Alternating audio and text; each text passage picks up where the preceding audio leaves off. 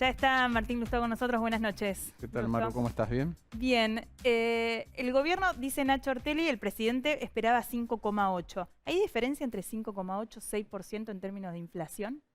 Yo no puedo creer que estemos discutiendo esto.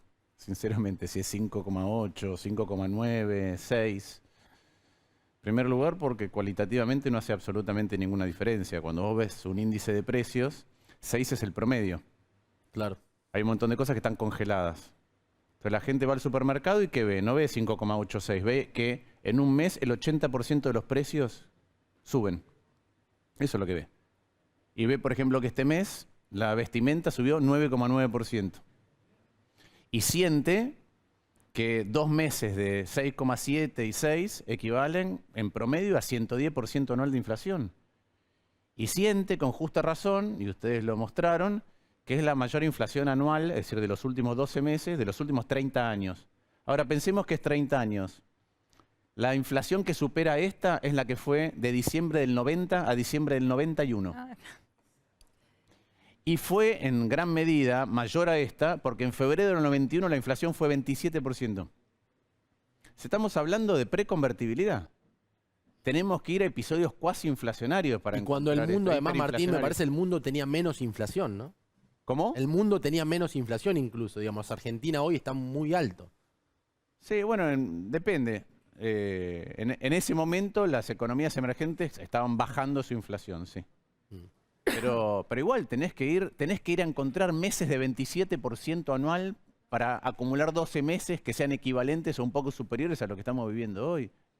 Entonces, la verdad que estar discutiendo si 5,8, si 5,9, si 6... Es una pavada.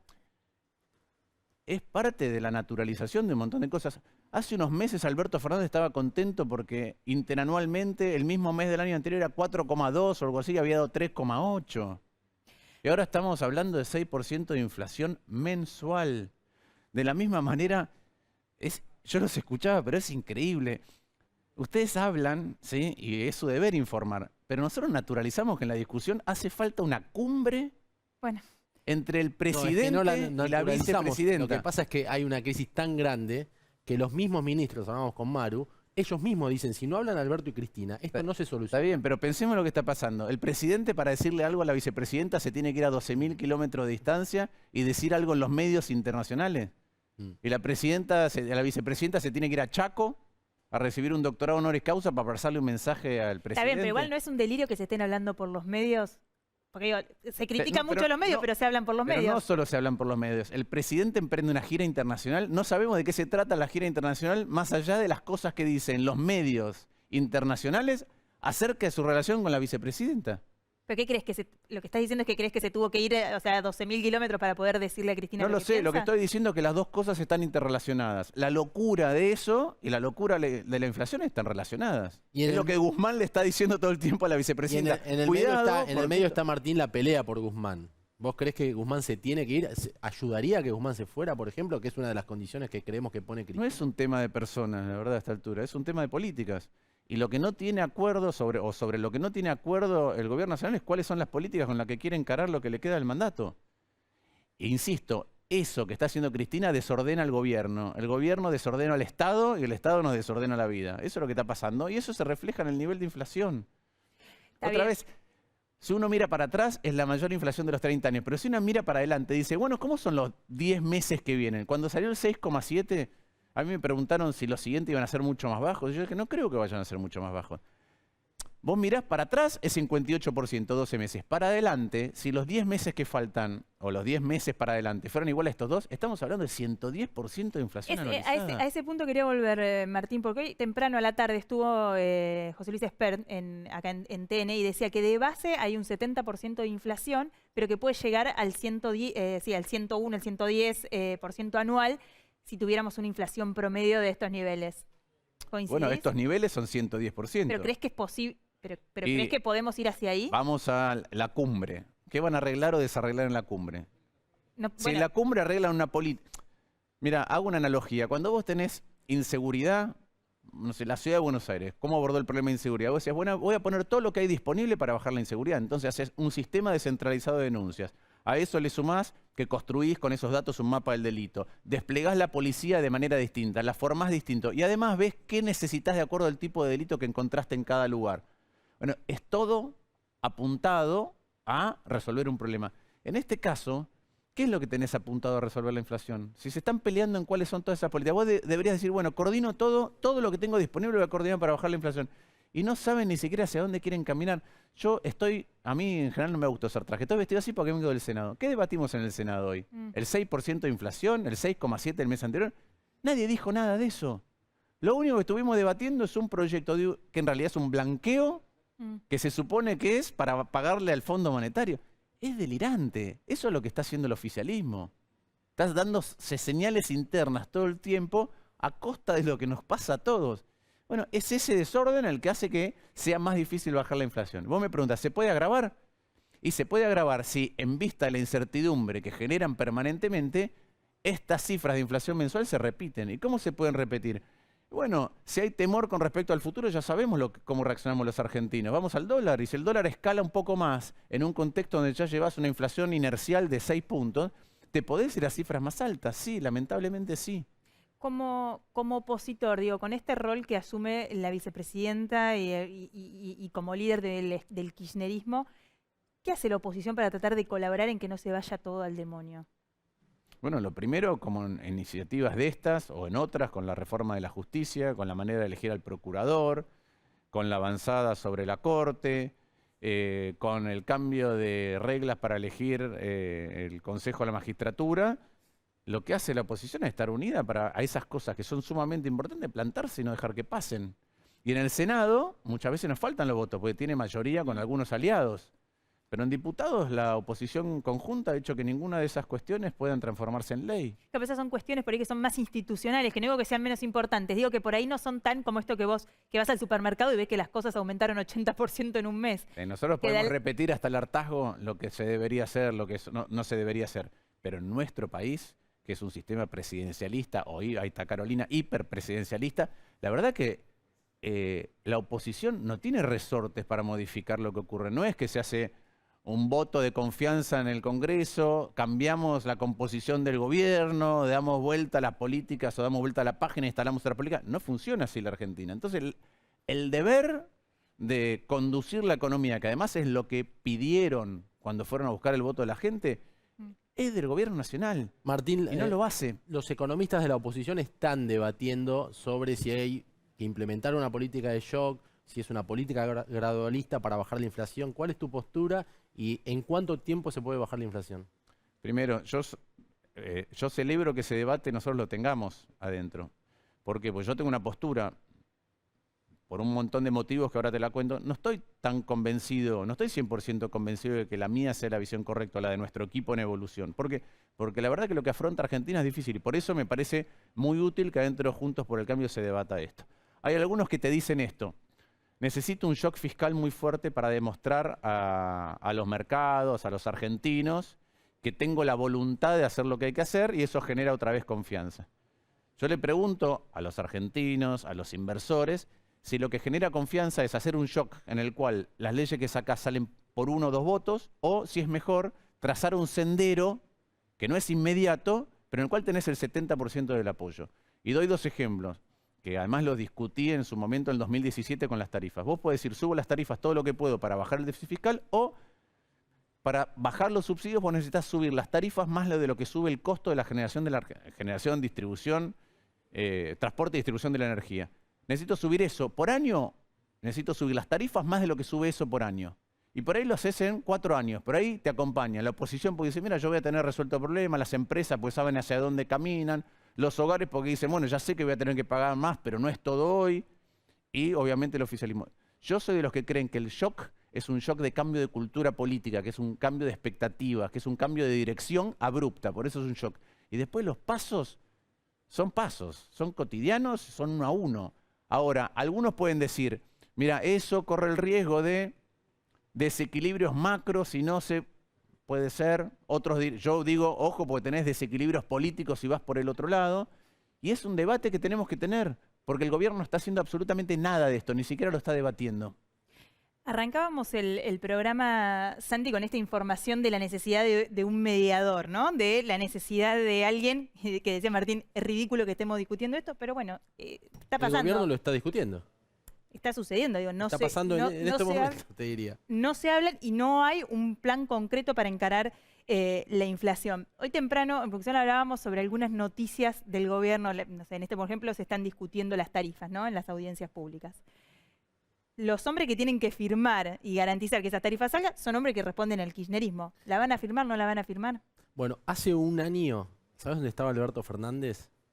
Hace un año Alberto Fernández estaba exactamente hace un año en España. Ah, ok. ¿Sabés qué? Esas coincidencias del destino. ¿Sabes qué decía hace un año exactamente Alberto Fernández? Vamos a echar a los funcionarios que no quieran subir tarifas. Hablaba de los mismos funcionarios que hoy están. O sea, si vos googleás Clarín, La Nación, Creo que lo hicimos, a ver si lo podemos Infobae, buscar. y buscás los títulos y parecen que fueran de hoy o de ayer o de la semana pasada. Y pasó un año. Alberto Fernández está Ahí con está, los mirá. mismos problemas. La gira de Alberto Fernández, un viaje motivado por la agenda económica. Esto, yo me río, pero la verdad que es una tragedia, porque quiere decir que hace un año que estamos como en loop. Bueno, está Camila, que es historiadora, doctora en historia, que acaba de publicar Cristina y la historia, la obsesión de la vicepresidenta con la historia. Es un poco loco, digo, que estemos como en Hay una algo un suerte poco de loop. frustrante en la Argentina que sí, son cosas que se repiten. Eso no significa que la historia se repita siempre igual, pero hay problemas que son muy recurrentes en la Argentina. El problema de la inflación es un problema recurrente. El problema de las internas en un gobierno también son problemas recurrentes. Creo que no a este nivel, ¿no? Digo, sí, ha habido problemas de internas en gobiernos.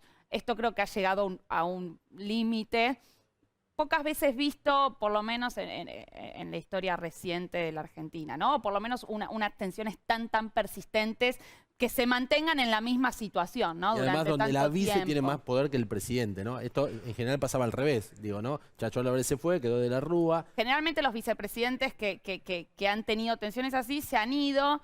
El único caso que yo recuerdo de tensiones así fuertes en gobiernos de coalición donde el vicepresidente no se fue y se terminó quedando con la presidencia es el caso de Ortiz Castillo en la década del 30, donde Castillo, que era el vicepresidente conservador, y Ortiz, que era el radical antipersonalista, bueno, Castillo le estuvo haciendo el juego permanentemente a Ortiz, estuvieron peleándose toda la presidencia, Ortiz finalmente se va a enfermar, pero Castillo, por ejemplo, le hace una comisión de salud en el Senado por si Ortiz quería volver a la presidencia para hacerle un juicio político. Yo creo que eso es de los que recuerdo las tensiones más grandes que terminan en, bueno, Ortiz lamentablemente muere por diabetes y termina asumiendo Castillo, pero esa es la única que yo recuerdo que digo, bueno, una tensión bien extrema llevada.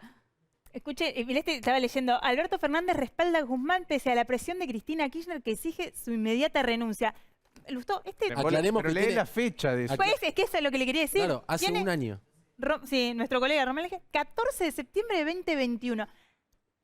Resistió Guzmán, en principio. A ¿no? ver, primero, ustedes hablaban de un mediador. Si Cristina y Alberto no van a terapia, vamos a terminar todos en terapia intensiva. No se puede, con los problemas que tiene la Argentina, no se puede generar la disfuncionalidad que está teniendo este gobierno. No se puede, sinceramente, es de una irresponsabilidad absoluta. Ya lo mostraron con el voto al Fondo Monetario, que si sí o que si no, que hay una parte de ellos que decidieron que preferían mandar a la Argentina un default con todo lo que eso implicaba en materia de escalada inflacionaria, salto del dólar, pobreza, solo para ser populistas, para ver cómo se paran en la próxima elección. Y esto es lo que genera lo que estamos viviendo hoy. Y lamentablemente con estos niveles de inflación no es lo mismo 6 que 3. El que tiene hoy plata la gasta porque la plata no le dura en el bolsillo porque sabe que el mes siguiente va a valer 6% menos. Es decir, hoy compra por 100, el mes siguiente compra Sí, por 94. Si lo pensás en ropa, por ejemplo, es un 10% menos. Bueno, entonces, Si te vas a comprar una exactamente, campera, comprala ahora comprala porque ahora que tienes pagás el- 10%. Entonces a la gente le quema la plata en el bolsillo y la gasta. Al que la tiene. Sí, Pero el que no la tiene, se lo que queda. le está pasando es que va a consumir menos y eso se va a ver a lo largo de la economía, a lo largo del tiempo en la economía. Está bien. Nos vamos a estancar, van a faltar dólares otra vez y eso va a mesetar el crecimiento que se venía viendo y vamos a tener poco o nulo crecimiento, o de hecho decrecimiento, con alta inflación. Y eso genera, cada vez que perdemos 1% de poder adquisitivo, hay 230.000 pobres nuevos en la Argentina. Entonces, eso es lo que está haciendo el gobierno mientras vemos el resto de los debates que tienen lugar. el título de recién tenía que ver con el lugar de Martín Guzmán, que a esta altura es el ministro de Economía que más ha durado también en el cargo y en un contexto, digo, donde no tenemos buenas noticias económicas. Porque, está bien, pareciera que la embestida de Cristina Fernández sobre Martín Guzmán, el tanto insistir con quiero el lugar y el de Martín Guzmán, no hace más que atornillarlo a Martín Guzmán a ese cargo. Digo, pero ¿puede el ministro mantenerse en ese lugar? Vos fuiste ministro de Economía de la Nación. Pero es ¿Con que estos resultados? Pero es que la pregunta depende de ellos dos, no de Guzmán, depende de otra vez, de que vayan a terapia y resuelvan el problema. Yo creo que Guzmán tiene inclusive problemas generados por la disfuncionalidad de la relación entre Alberto y Cristina. Ejemplo, si Guzmán hubiera cerrado el Fondo Monetario hace un año, algunos de su entorno que dicen que lo podría haber cerrado hace un año, no hubiéramos tenido tanta pérdida de divisas, no hubiéramos tenido los mercados ultra cerrados, pero ultra cerrados. No hubiéramos tenido un dólar escalando, y hubiéramos tenido menos inflación. Ahora, si lo cerrás un año más tarde, de 4 años de mandato, ya te comiste una buena parte para cerrar los bonistas privados y no recuperaste el acceso al crédito, un año más para cerrar la otra parte, que es el fondo, y marcar un sendero para Argentina, es costosísimo. Y hay muchos que dicen que eso se lo hizo Cristina Guzmán. Entonces esa es la situación en la que estamos. Decía usted recién, los mandó a terapia a Alberto y a Cristina, hasta que no vayan a terapia y no resuelvan, vamos a terminar todos locos. ¿Cuál fue la promesa que Alberto hizo, no cumplió y la enojó aún más a Cristina? Más a Cristina. Bueno, ¿te acuerdas que en Semana Santa se dijo, vienen los cambios? La contamos Los diarios, los programas de televisión políticos dijeron, vienen los cambios, van a ver ahora, Alberto Perdón, quiero decir esto, lo contamos nosotros acá porque teníamos la información muy chequeada. Muy chequeada. Bueno, ¿qué pasó? Alberto Fernández, a sus ministros más cercanos que le decían, así no, lo mismo que pasa ahora, digamos, así no podemos seguir, hay que hacer algo, hay que meter un cambio de política económica, si no se va Guzmán, cambiará alguno. Alberto dijo, algo voy a hacer. Se lo dijo a 2 o 3 ministros. Me cuentan a mí que uno de esos ministros habló, no directamente con Cristina, pero le hizo llegar el siguiente mensaje. Cristina, Alberto esta vez promete cambios. Los cambios no llegaron. Alberto se arrepintió de esos cambios a último momento. Pasó Semana Santa, por eso hubo 2 semanas seguidas que se hablaba de cambios. Y Cristina dijo, me estuvieron cargando todo este tiempo, me dijeron que venían cambios, que íbamos a pensar de nuevo la política económica. Por eso a mí me cuentan, y por ahí vos tenés otra información, Maru, que Cristina dice, si quieren negociar, nosotros vamos a hablar con Alberto, yo hablo con todo el mundo, dice Cristina, que me llame Alberto y hablamos. Pero Guzmán no puede seguir porque es el responsable de 2 cosas, Guzmán, según Cristina. La primera, haber perdido las elecciones del año pasado. Ella culpa a Guzmán por esto. Y la segunda es el rumbo económico está equivocado, por eso la inflación es alta y la negociación con el fondo fue muy mala, según Cristina. De esto le echa la culpa a Guzmán. Claro, Pero, perdón. ¿Qué? ¿Cambios, no cambios? ¿Cuáles son las políticas? Parte del cambio se supone que nosotros estamos trabajando, nosotros trabajamos en propuestas políticas y vos me preguntás, y estoy discutiendo cuáles son los nombres, estoy discutiendo las políticas. Hicimos un congreso en Santa Fe nosotros, Evolución. Estamos trabajando política energética, política social, política de salud, política de educación, política de infraestructura, política económica, política territorial. Digo, ¿y vos sabés quiénes son los que están trabajando? No importa. No importa quién lo lleva a cabo. En lo que no tiene acuerdo el gobierno no es en las personas. No sabe hacia También dónde... en las personas, te diría. Bueno, no sabe hacia dónde quiere caminar. Bueno, o sí, lo que pasa es que no quieren caminar para el mismo lugar. Entonces caminan un ratito para allá y un ratito para el otro lado. Maru, pero el gobierno no son 2 personas, 2 organizaciones. Es un gobierno que entonces no sabe hacia dónde quiere caminar. No sé, hay alguna película, ahora no me acuerdo, en donde hay una persona que tiene control de la parte izquierda del cuerpo y otra persona tiene control de la parte derecha del cuerpo. Bueno, no es una persona. No, lo personalizamos porque a veces es más fácil de explicar que explicar cómo funciona. No, está bien, sí, es complejo el escenario. Si se sentaron a debatir hacia dónde quieren caminar, después la elección de las personas es secundaria. Bueno, en parte eso es lo que reclama un sector del kirchnerismo, que dice Alberto Fernández se encierra y no discute la toma de decisiones. O dicho más fácil, no le hace caso a Cristina o no la escucha a Cristina, que gobernó 8 años la Argentina y que algo tiene para proponer. Con 5 amigos, como dijo Larroque, ¿no? Bueno, gobierna con 5 bueno, por eso, que no. Y por ahí más cerca Alberto dice, el problema de Alberto es que escucha demasiado, que escucha a muchos, entonces tarda en tomar las decisiones o toma la decisión un ratito para un lado, un ratito para otro. Ni siquiera saben cuál es el problema del presidente, si escucha mucho o escucha poco. No. tienen distintos diagnósticos, como tienen distintos diagnósticos en casi todo, y eso me parece que pone también, digo, hoy estamos discutiendo las tarifas, el kirchnerismo cree que hay que hacer una cosa con las tarifas y el presidente cree que hay que hacer otra. Y ha dicho, desde Europa, tomando distancia, quien no se alinea a lo que yo creo que hay que hacer, lo he hecho. Habrá que ver después si lo hace o no. El cristianismo cree que no hay que hacer nada con las tarifas. Ahora, hay Sí, que mantenerlas como están. recordar, porque el kirchnerismo se cuenta a sí mismo un relato que no es cierto. Néstor Kirchner asumió en mayo del año 2003. Entre enero y mayo del año 2003, la Argentina crecía al 10% anual y tenía una inflación del 5% anualizada. Teníamos superávit fiscal de 3 puntos, tipo de cambio competitivo, superávit externo tan grande que en diciembre del 2005 podíamos gastar 9.800 millones de dólares para pagarle por anticipado al fondo. Cuando termina Cristina, teníamos déficit de 4,6 puntos de producto, déficit de la balanza energética, déficit de cuenta corriente. Se escapaban tanto las reservas que tuvimos un cepo y terminamos con reservas negativas. Entonces, ¿cuál es la magia y la receta de Cristina para resolver la economía? Cristina tiene una obsesión con la historia, decís vos, Camila. Sí. Y ese acudir a la historia o ese recurso como le ha permitido construir un relato, que es justamente de lo que está hablando Lustó. Sí. Un relato que ha sido muy efectivo, por cierto, porque digo, el kirchnerismo gobernó durante más de 8 años de forma consecutiva. Por lo menos 12. Cristina. Igual, por lo menos Cristina, 8 años. Pero igual yo no diría solo construir un relato. Le permitió construir una identidad política, que es mucho más que un relato. Es decir, lo que yo trato de decir en el libro en relación con Cristina y la historia, es que eso le permitió construir la identidad política kirchnerista, una identidad política intensa, una identidad política cohesionada hacia adentro. Y eso en parte lo logró construyendo una narrativa, ¿no? Una narrativa que trata de unir pasado, presente y pensar en un porvenir, pero donde la historia tuvo un lugar central. ¿Hasta qué punto tuvo un lugar central? Bueno, por ejemplo, yo leí todos los discursos de Cristina durante su presidencia y ella dio 1.592 discursos. En el 51% ella habló de historia, pero además construyó nuevos museos, inauguró monumentos, creó nuevos feriados. Es decir, la historia estaba permanentemente presente. ¿Por qué? Bueno, porque de alguna manera para Cristina la historia tenía una potencia política que le permitía muchas cosas. En primer lugar, legitimar políticas del presente, ¿no? Todas las políticas que ella llevaba adelante permanentemente las justificaba históricamente.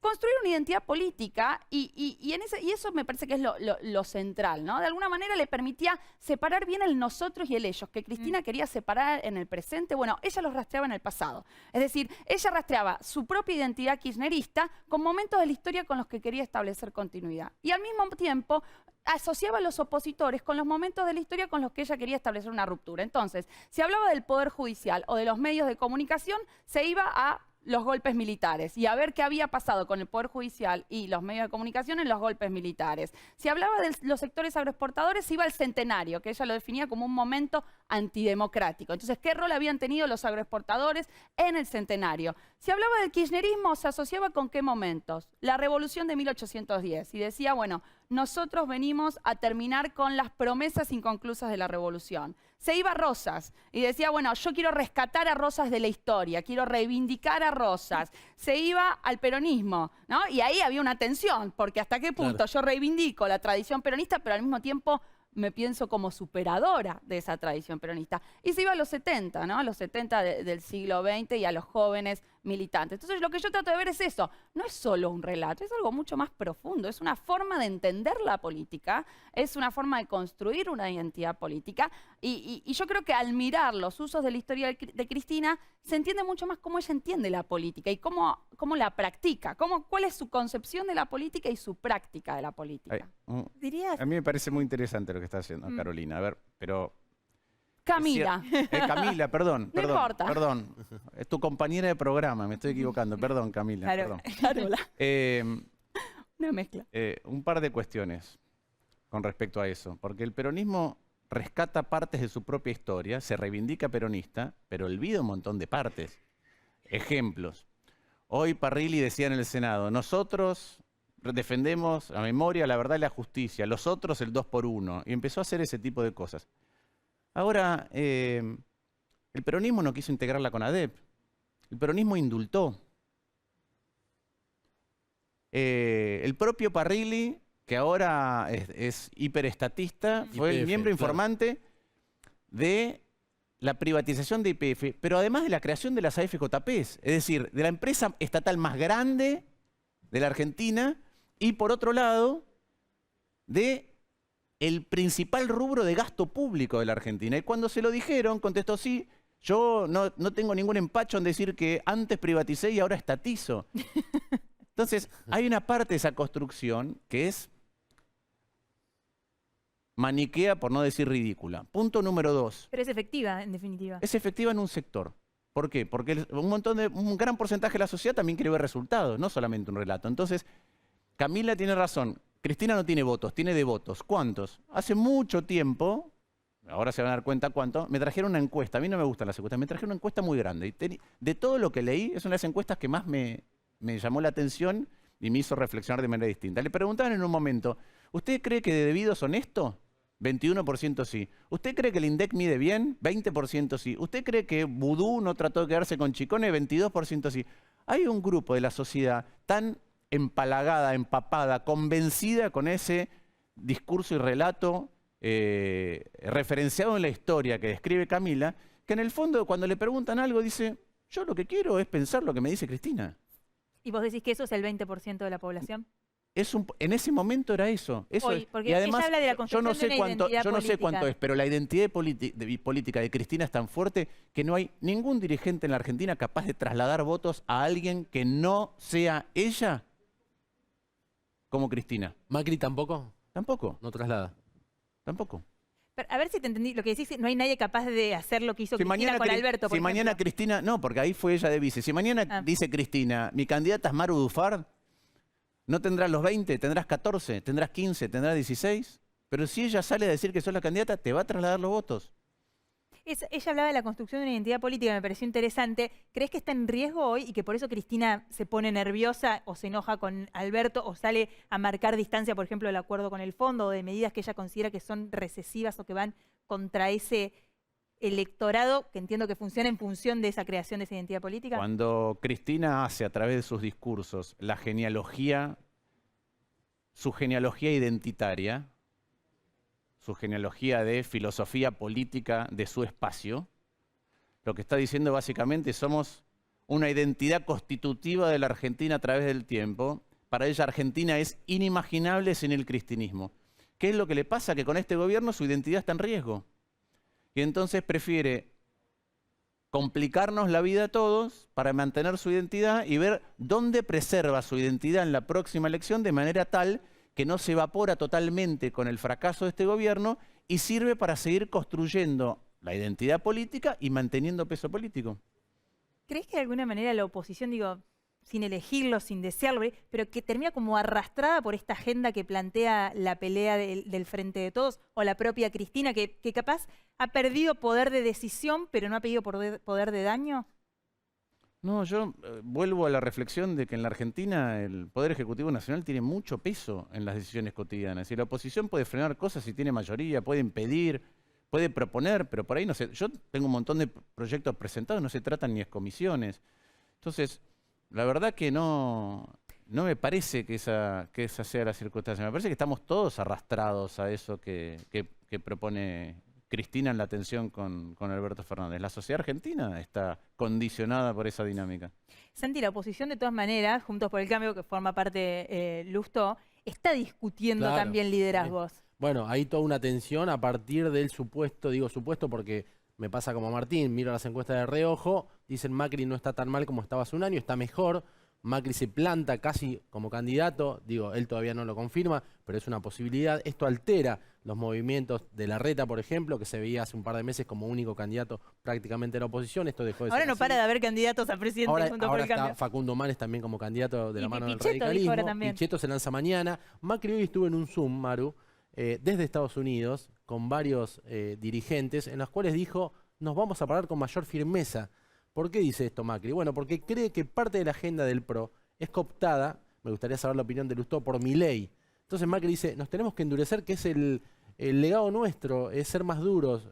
Parte de nuestra plataforma tiene que ser pararnos de modo distinto a cómo lo hicimos en 2015. Esto genera, como bien decís vos, revuelo en la oposición porque hay dirigentes del radicalismo que dicen, nosotros no vamos a seguir a Macri de las narices como ya lo hicimos.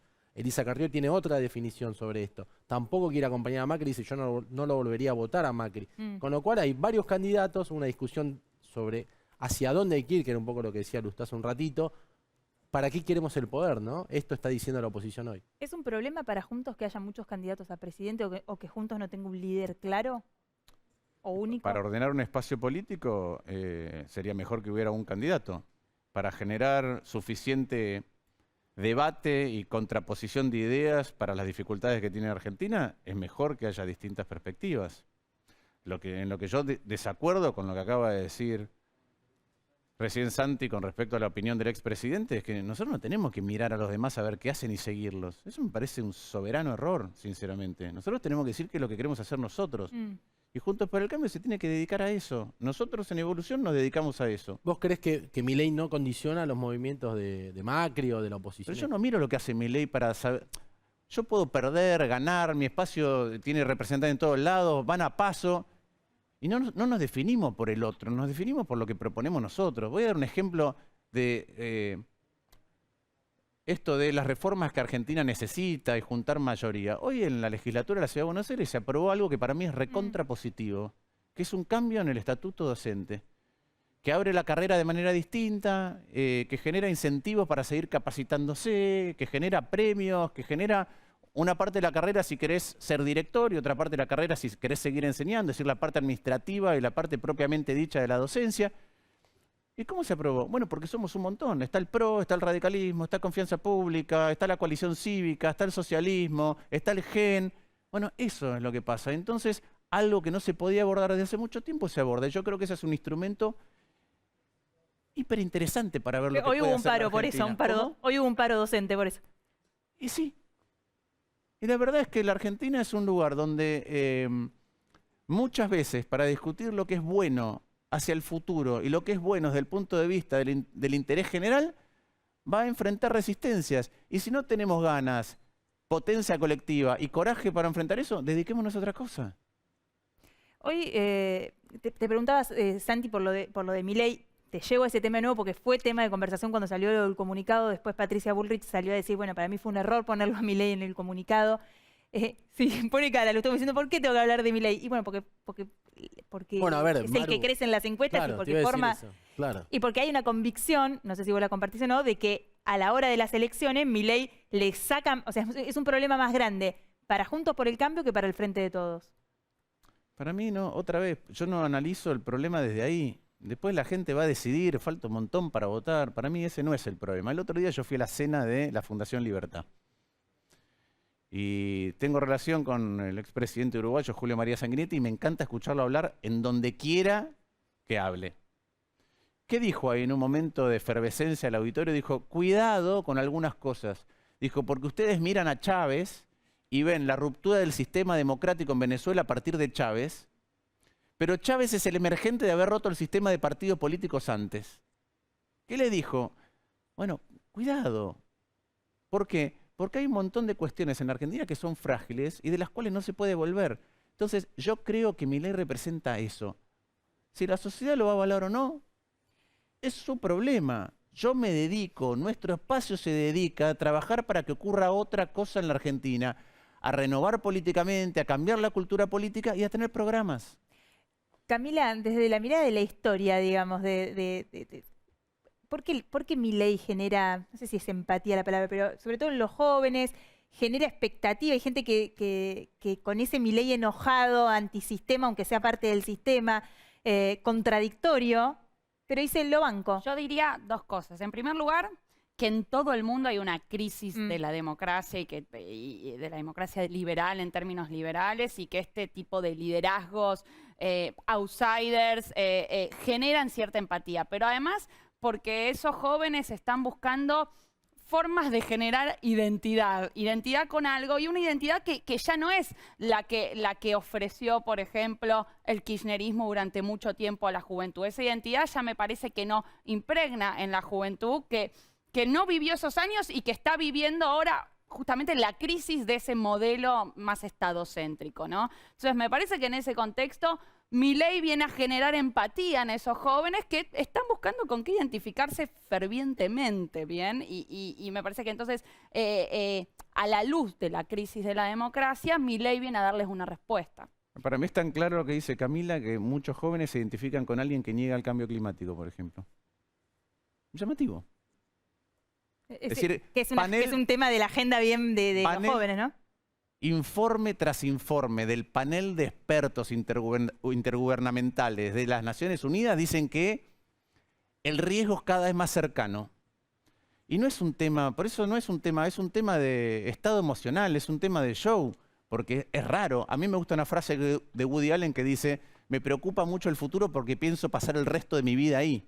Bueno, si vos tenés 20, el resto de tu vida es mucho más largo que si tenés 70. Te tendría que preocupar mucho más el cambio climático. Y sin embargo, por estado de ánimo, por bronca, por alguna chispa que enciende la materia identitaria que hoy atraviesa un montón esto del tribalismo. Hay una chispa de lo que hace Milei que enciende una parte tribal en un sector, sin pensar en las consecuencias que eso tiene. Insisto, jóvenes que dicen, bueno, neguemos el cambio climático. A ver, tenemos que hacer una pausa muy cortita, hablamos de 2023 y de candidatura, pero no le preguntamos a Martín Lustó si va a ser candidato o no. Pausa cortita, la inflación de los problemas de la Argentina, cumbre Cristina, Alberto, pero el 2023 está a la vuelta de la esquina. Acá queremos saber, Lustó, si va a ser candidato. ¿Y candidato a qué?